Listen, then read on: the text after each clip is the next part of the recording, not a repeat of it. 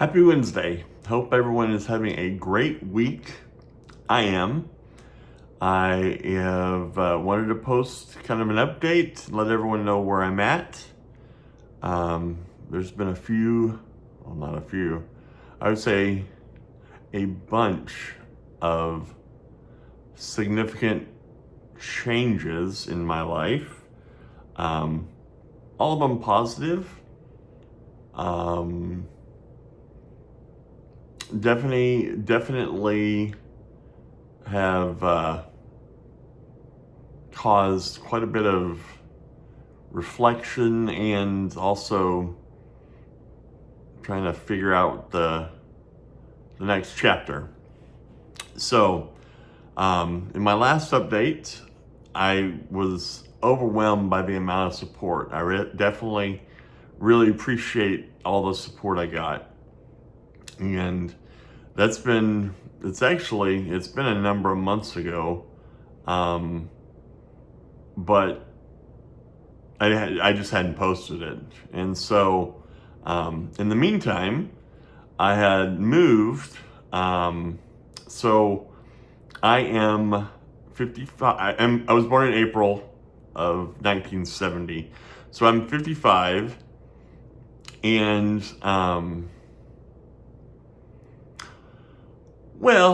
so I moved into a new condo, and so, but it's a independent living condo.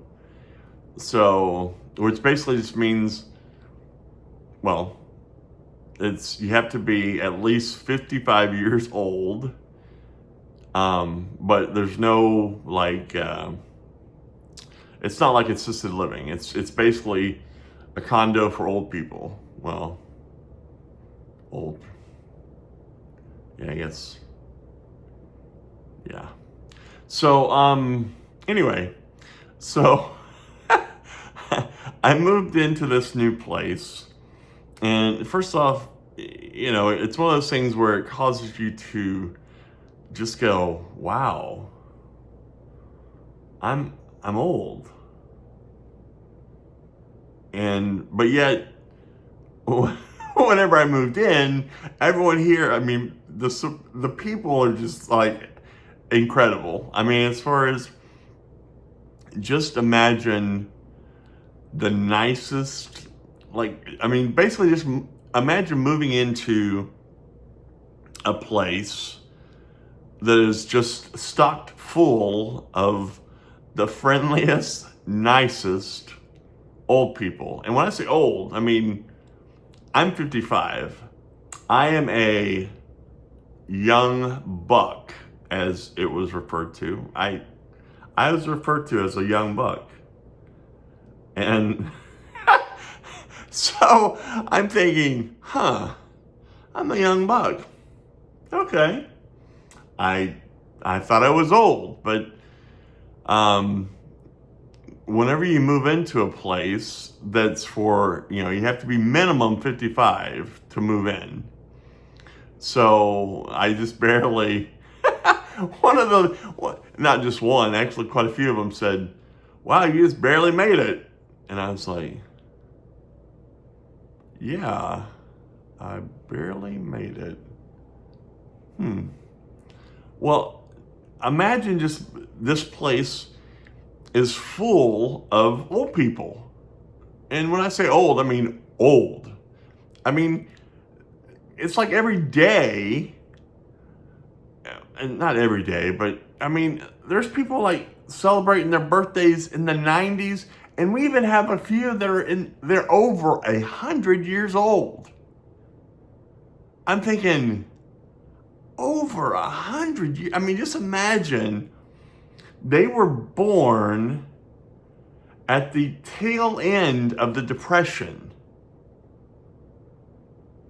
They were teenagers during World War I and II.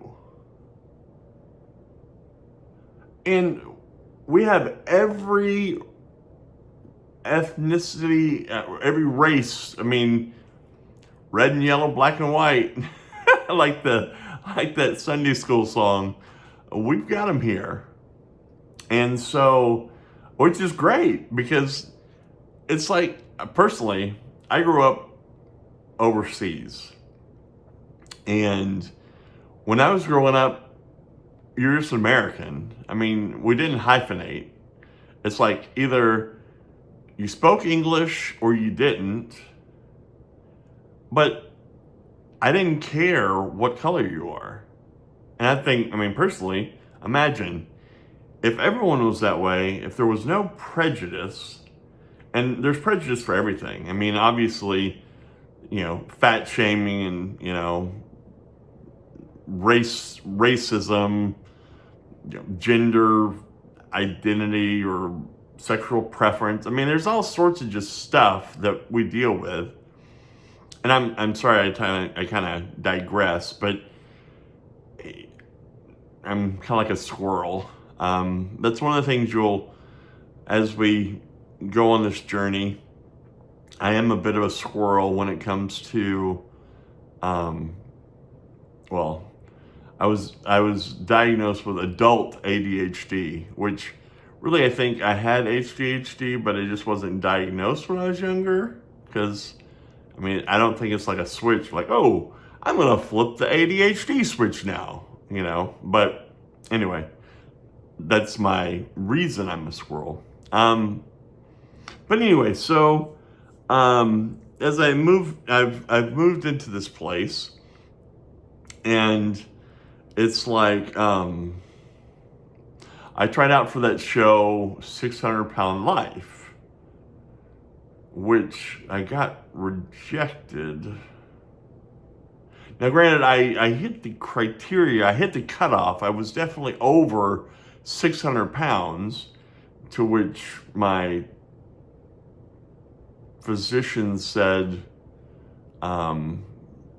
so I wasn't morbidly obese. I'm like, oh, all right. I was super morbidly obese. And I was like, wow, I guess that's quite an achievement. Not in a good way, by the way.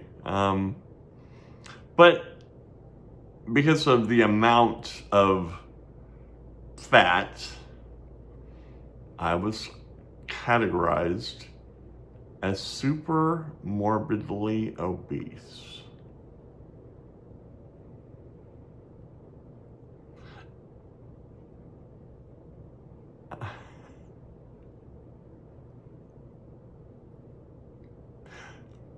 Another thing you'll get to know about me is I'm a crier. So,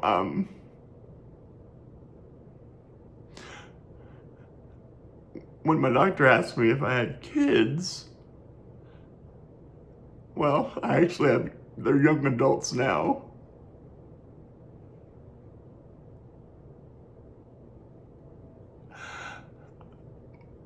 My oldest daughter was born on Groundhog Day, which, by the way, is, I think, one of Bill Murray's best movies. I remember when she was born, so she was born, she was born in 2001.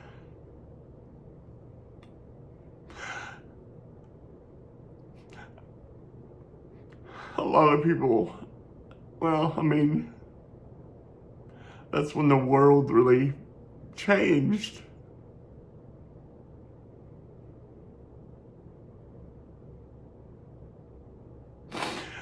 Because that's when 9/11 happened.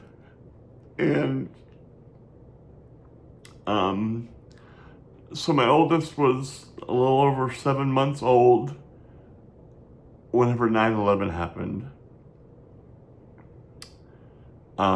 And there's a reason this all kind of fits in, but so my primary care doctor asked me if I had kids, and I told him, well, no, I mean, I've actually got 3 kids. So My oldest is 25. So I've got a sandwich with 2 girls and a boy. Um, my oldest daughter is 25. Then my son is 22, and my youngest is 20. She's born in May, so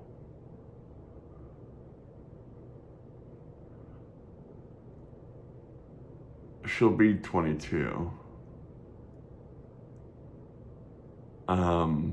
Sorry, I was kind of doing some math. Anyway, getting back to my doctor, he asked if I had kids, and I told him about, my kids. And he asked if I love my kids, and I love my kids dearly. One of them, my oldest, is a pediatric nurse. My son is working on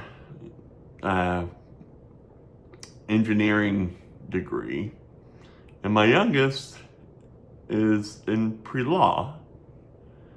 So I was going to be a lawyer until my wife got pregnant. Well, my wife at the time, now my ex-wife. And I was going to law school whenever I found out about Maggie. That's my oldest. Well, my wife was, at the time, was pregnant with Maggie. So that derailed my law school plans, because I pretty much had to keep working, because now I had a new addition.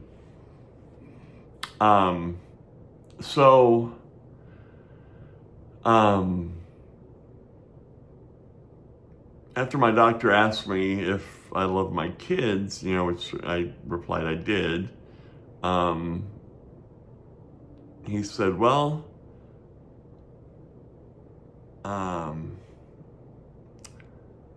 he asked if I was going to walk my daughters down the aisle. And I was like, well, neither of them have a boyfriend, or girlfriend. It's, anyway, they didn't have a significant other. And so, he said, well,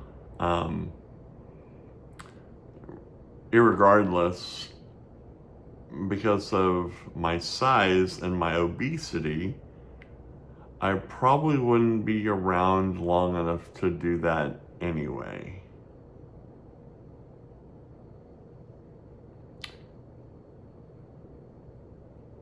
So, just kind of like let that sink in a little bit. So it's kind of like the Nike slogan when it comes to weight loss. Just do it, which is so much easier said than done. It's kind of like those GLP-1s are almost like a magic shot, or now a magic pill, which basically, if you eat something that's too high in fat or probably calories, your body basically rejects it, and you pretty much are in the bathroom lickety split because of that. Um, so he prescribed Ozempic or Monjor, one of those GLP-1s anyway. And so, I took I did my injection and stuff. And so,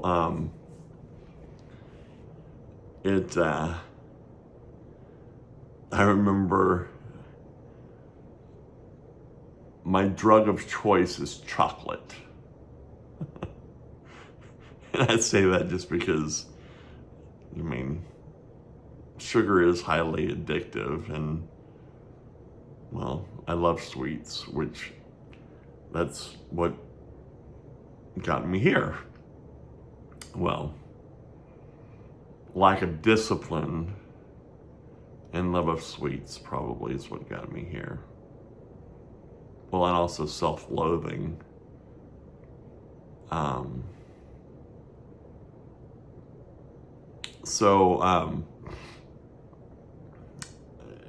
It's one of those things, especially, and if you are obese or super obese, it's one of those things where you notice things that non-fat people don't ever even consider. Case in point, when you go out to a restaurant and if it's a booth, the table won't move as far as, if it's affixed to the wall. And if you're too fat to, slide in to the booth. So it's like, okay, well, I can't go out to restaurants, if they just have mostly booths, or if they do have tables, well, their chairs have arms. And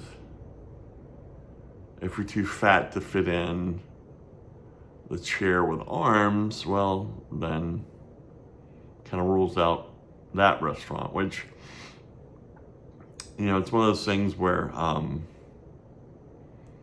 it's kind of like, well, I guess the owner of this place isn't fat or doesn't really think about that, because I came up with the idea of fat-friendly restaurants, like a rating system, because on a scale of like 1 to 5, how fat-friendly are they? Well, if they have booths that won't move, or chairs, tables with just chairs with arms, then that would be like a 0, because that would be like my nightmare scenario, because I wouldn't have a place to sit even if there was 160 empty chairs, because I'm too fat for a chair with arms, and I'm too fat to sit in a booth if the table doesn't move. So that would be like a 0.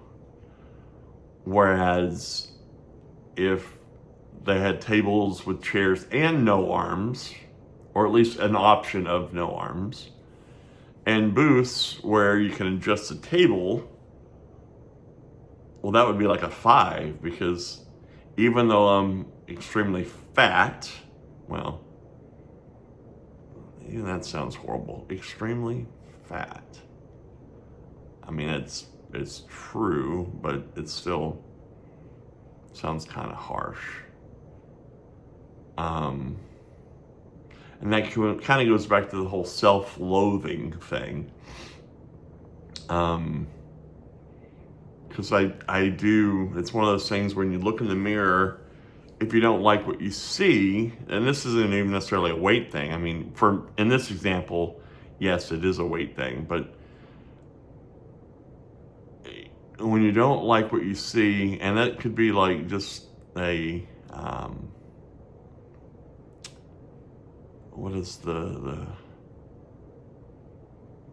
saying? I mean, what is that? When it's well, let's say if you're an alcoholic and you didn't like, I mean, that you're an alcoholic, when you look in the mirror and you see an alcoholic, you don't like that, or a drug addict, or whatever. Reflection. If you don't like what's staring back, I mean, I think it was Michael Jackson did "The Man in the Mirror," I think was a song. Well, then you just change it. And I love, so my dad is 80, well, he'll be 87 in December. He's 86. And so, his generation is that it's pretty much where the whole, you just do it. Which I'm envious of that ability.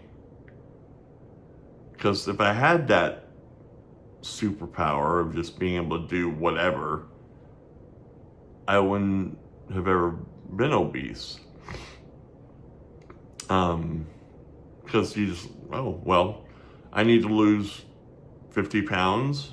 Just do it. Oh, all right, well, I'll just change up, which, the funny thing is, I remember growing up, I was fortunate to have two moms.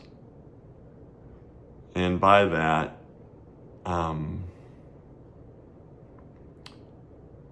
so my biological mom died whenever I was in 9th grade. And she died on Mother's Day of my 9th grade year from cancer. And I remember I was at my 9th grade. We have, I don't know if they still have it at the time, but we had, in Texas at the time, there was, junior high and senior high. Junior high was 7th, 8th, and 9th. And then senior high was 10th, 11th, and 12th. And so at the time, now they've actually changed it to where they moved the 9th graders in with high school, and then moved the 6th graders up to now middle school is what they call it. But I was at the my 9th grade banquet, and it's kind of like, it was, basically like an awards thing, but it was kind of like a prom, for 9th graders. And I'll never forget, it was one of those things where you wore a tux because it was a formal event. And so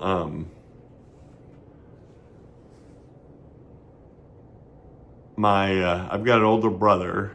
I've got one biological older brother, and I used to have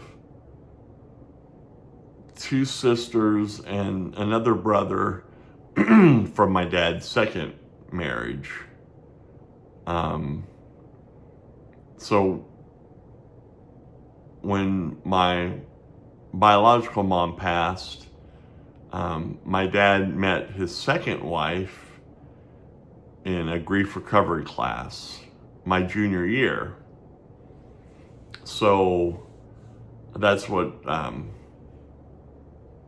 that's my second mom, which she passed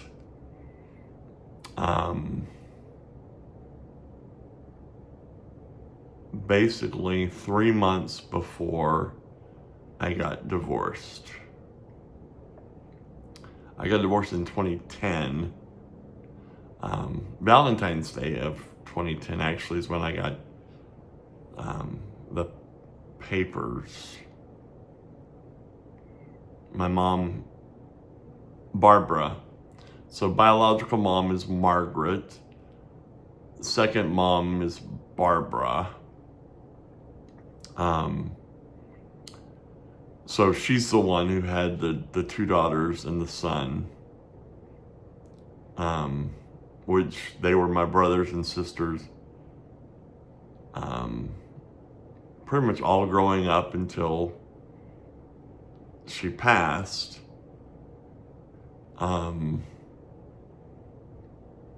And so when she passed, my dad said that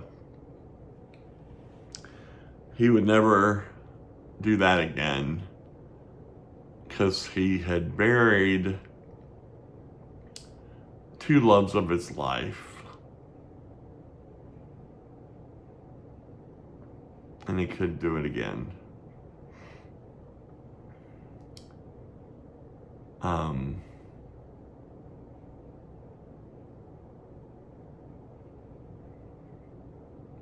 I'm reminded of a song by arguably one of the greatest bands of my time,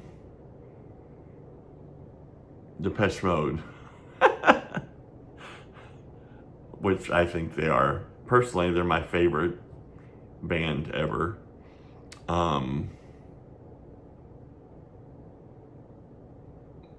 But they've got a song called Blasphemous Rumors. And one of the lyrics is, I don't want to start any blasphemous rumors, but I think that God's got a sixth sense of humor, and when he dies, I expect to find him laughing. When I die, I expect to find him laughing. And the reason I think of that lyric is because my dad said that he couldn't go through the grief of losing another partner, or, basically being in love again. And God had different plans. So in, I think 2014 or 2015, he had basically been a widower for, I think, 4 years, whenever his third wife, Susie, came into his life. And Susie had lost her husband to, I believe, a heart attack. And they both went to the same church, and kind of they might even known each other. But before, obviously, she was married with a husband, and, wasn't on his radar. Well, some of their friends basically said, they kind of go, this is after her husband had passed, they would go good together just because, they thought they would hit it off. So some of the other people in their Sunday school class kind of did some matchmaking, and all of a sudden, Dad and Susie kind of met, or, interacted, and then they started dating. This was over a period of time, but they dated for a year and then wound up getting married. Well, when they got married, it torqued off my Barbara's kids, because my dad was remarrying. And Susie is younger than my dad, so she is 11 years younger than Dad. So he's 86 and she just turned 75. And so Barbara's kids,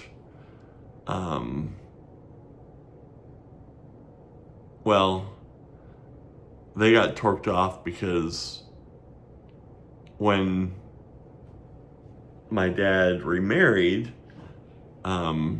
he changed up his will and you know, for obvious reasons, you know, it's kind of expected that Susie will probably outlive my dad. I mean, that's just, I mean, she's 11 years younger, and just from a probability or statistical thing, you know, it's kind of probably the way it's going to work. Well, Barbara's kids were like, well,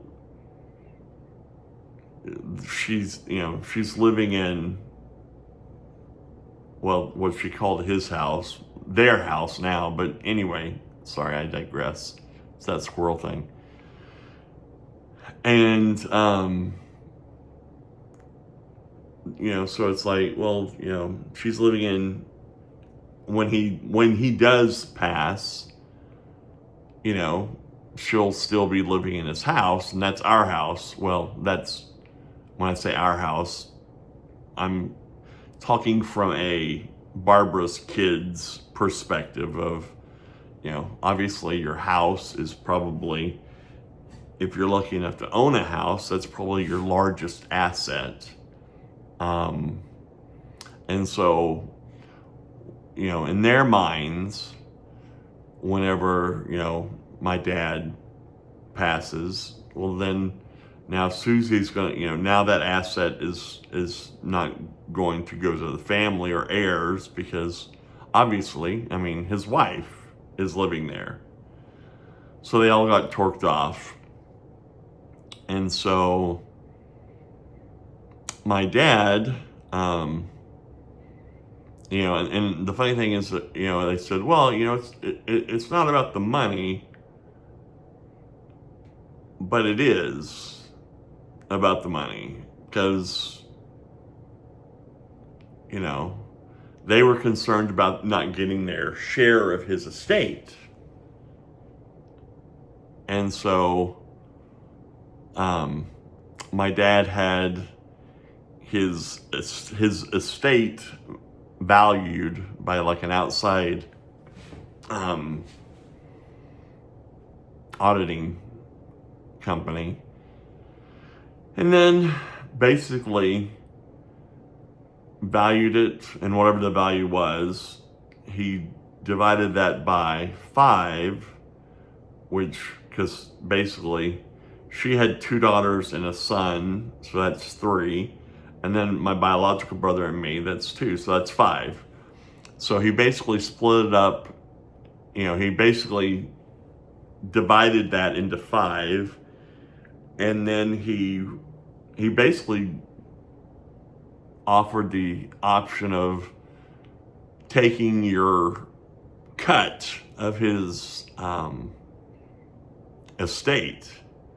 And he wound up, I think, you know, getting a loan from a bank, or maybe he just had the money in the bank. I don't really know. I didn't care, because to me, I want my dad. I don't want his money. But they wound up cashing out. And so Barbara's kids took the money and ran. Even though it wasn't about the money, as soon as he did that, they basically went away. They were torqued off. Well, I'm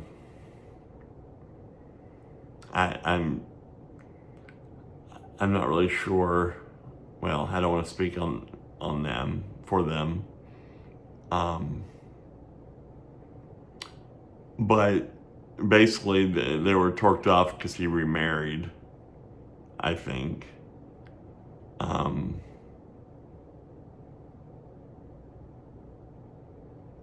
But anyway, so after that happened, I had grown. I mean, I'd basically grown up. I had a family of, like 7, because 5 kids, dad, mom,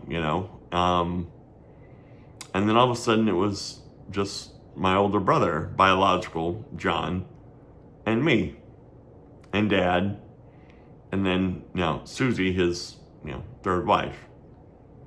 And Barbara's kids were no longer part of the family.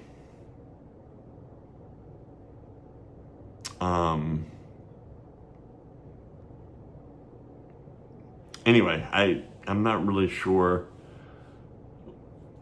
One of the good and bad things of a scroll is it's kind of like, how did I get here?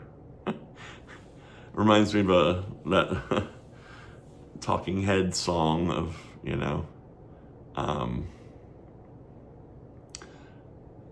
well, how did I get here? Sorry, it's a blessing and a curse with song lyrics.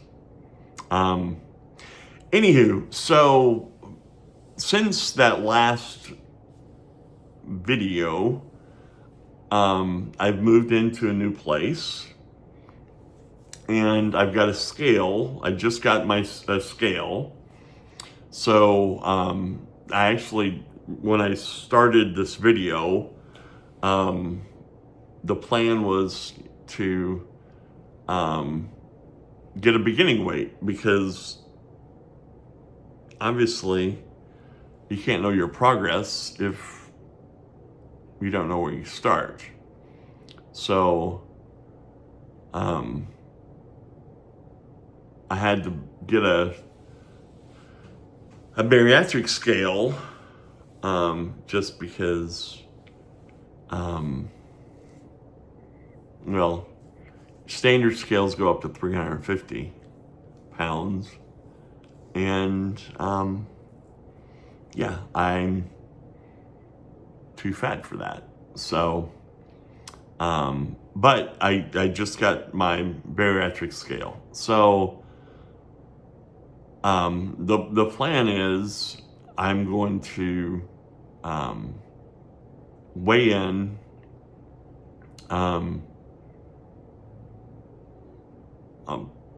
well, I'll weigh in. It's Wednesday. It's late Wednesday afternoon. So I'll weigh in tomorrow morning,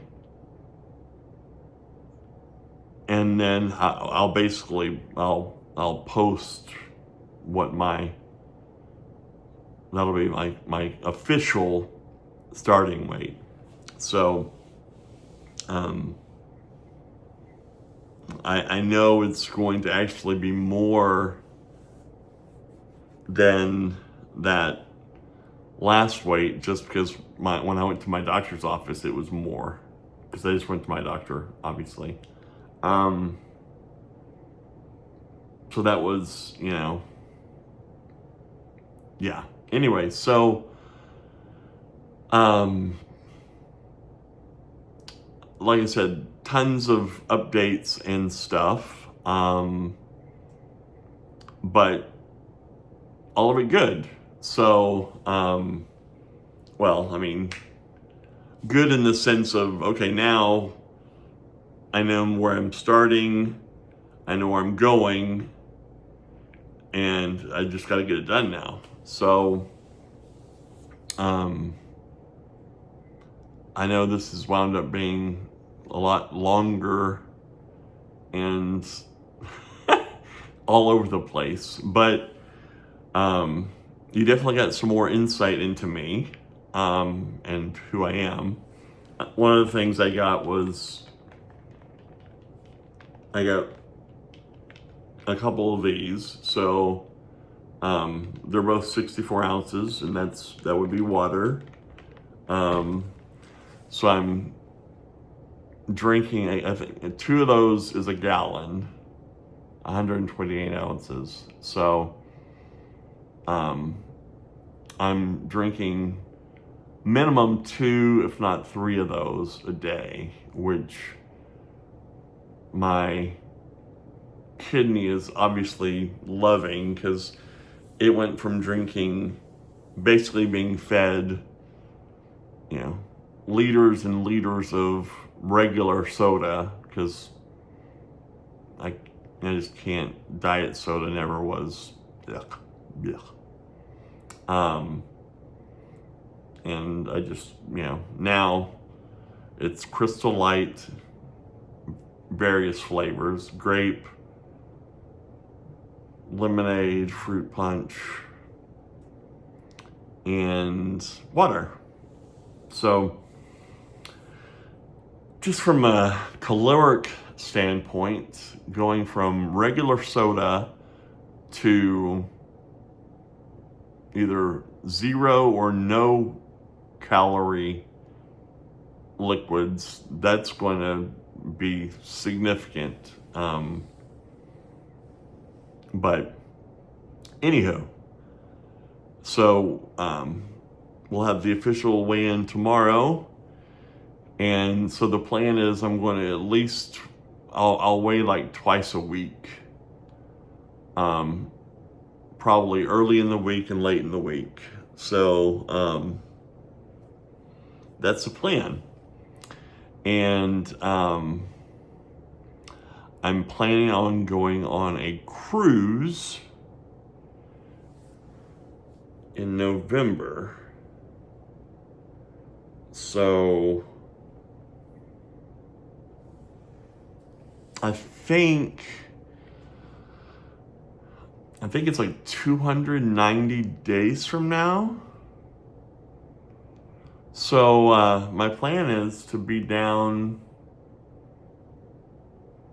at least 150, maybe 200 pounds by then.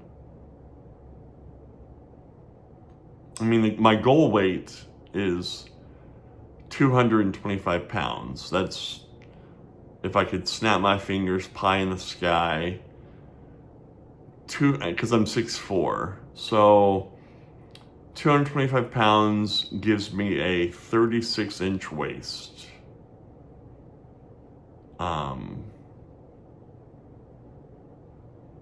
So that's the plan. That's where we want to get. Now, as Nike just so eloquently puts it, just do it. Just do it. So just, and my largest weight ever was 667 pounds.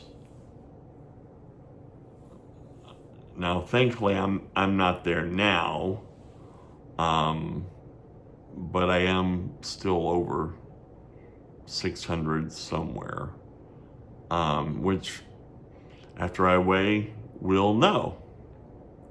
So, anyway, that's my update. I hope everyone is doing good. Sorry for my squirreling. I didn't really.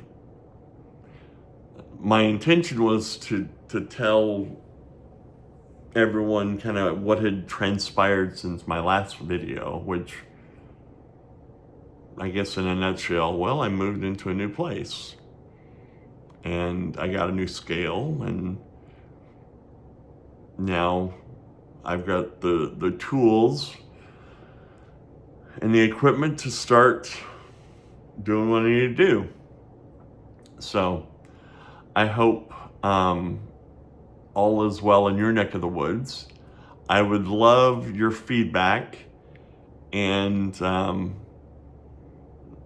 sorry for being such a squirrel when it comes to me and my life. I my goal was to tell you what my weight is, which, I mean, I'll do that. There'll be another, I'll put another video up tomorrow morning, which basically will just kind of be like, well, here's the scale, here's the weight, now there you go.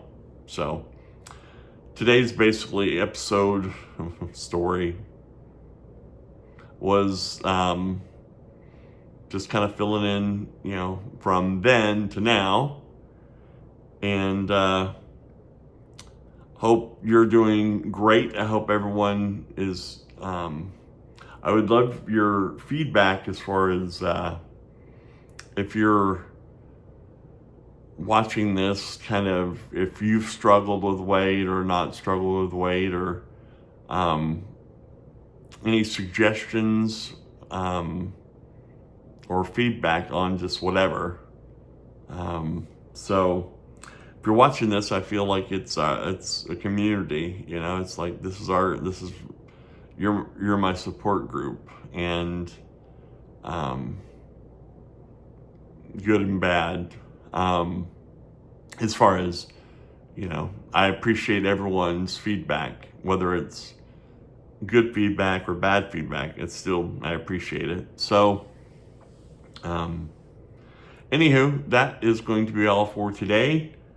It's definitely a lot longer than I was originally anticipating, and I definitely talked about a lot more random stuff. But one thing. One of my very good friends, his name's Daryl. He's got a YouTube channel, What If It Were You? Or What If It Was You? I'll try to figure out a link or whatever, but he's basically been helping people in the Dalton, Georgia area. He's got a heart and a passion. I also kind of have a similar passion as far as helping homeless, or but his channel, he's been doing his channel now. He's actually coming up on his 1,000 video. So kudos to Daryl. He's been doing it for, I think he's coming up on like 3 years. And he basically has, he's got a community. He's got I think he's got around 13,000 subscribers. But he basically goes around and helps, helps feed kind of the homeless, and helps just the homeless people in his area. And so he's been doing that now, for 3 years. And so this episode, well, becoming a new me, that's me, but he's the one who I love. He's like, okay, well, you gotta start actually, doing it. And so I consider Daryl a good friend of mine. But like I said, he's got his YouTube channel, What If It Were You? Or maybe it's What If It Was You? But check it out. He's it's definitely, and when you check it out, leave a little comment, as far as because I'm curious. I'd love, to, see how, how many potential new, viewers or people I might be able to throw his way. So, What If It Were You? It's a great other YouTube channel. And Daryl, keep up the great work. And to all my viewers, thanks so much. We'll tomorrow we'll have the kind of my starting weight, and the horse is going to be out of the starting gate, as it were. So hope you're having a great day. Hope all is well in your neck of the woods. And if you made it this far, thanks for thanks for watching. Have a great day.